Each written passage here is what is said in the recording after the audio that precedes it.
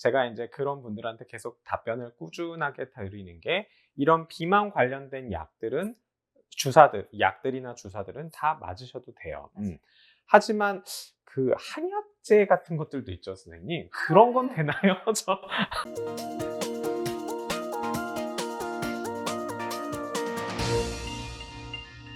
안녕하십니까. 유방외과 전문의 이양민. 닥터 웰리스 김혜진입니다. 네.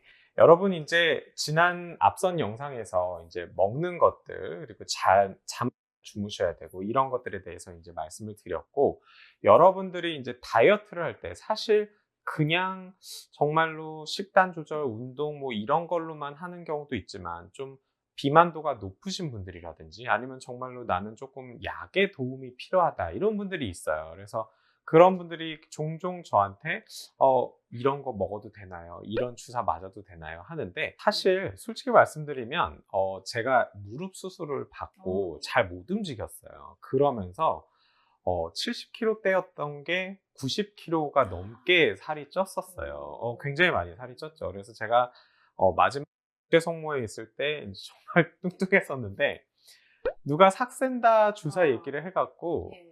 한번 맞아볼까 했는데 정말 어마어마하게 효과가 좋아서, 네, 68kg까지 줄어들었어요. 네, 24kg, 3kg 그 정도까지 빠졌었죠.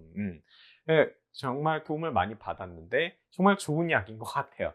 물론 저만큼 효과가 있는 분들은 많지는 않고 보통은 한 5에서 10% 얘기를 하죠. 선생님, 그러면 위고비는 어느 정도 효과가 있나요?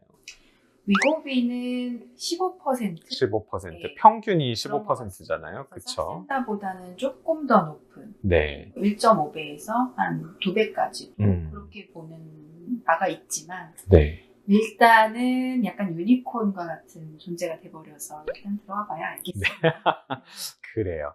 그러면 이런 주사제는 유방암 환자에 있어서 써도 괜찮을까요, 선생님? 저는 괜찮다고 봅니다. 예, 유방암 환자라고 해서 사실 못 드실 다이어트 약이 있다거나 주사제가 있다고는 생각하지 않습니다.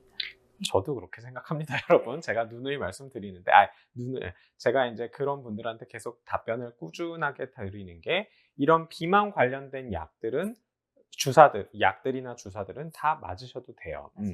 하지만 그 한약재 같은 것들도 있죠, 선생님. 그런 건 되나요? 저 한약은 솔직히 모르겠어요. 네. 예, 정말로 모르겠어요. 음. 제가 뭐 의사라서 한약에 대해서 부정적인 입장을 가져서 그런 게 아니라, 저 역시도 한약을 잘 먹는 편이지만 그 성분을 모르기 때문에 모르겠다고 말씀드립니다. 그러니까 유방암 환자분들에 있어서 지금 뭐 항호르몬 치료로 약을 드시는 분들이 많을 텐데, 이게 상호작용이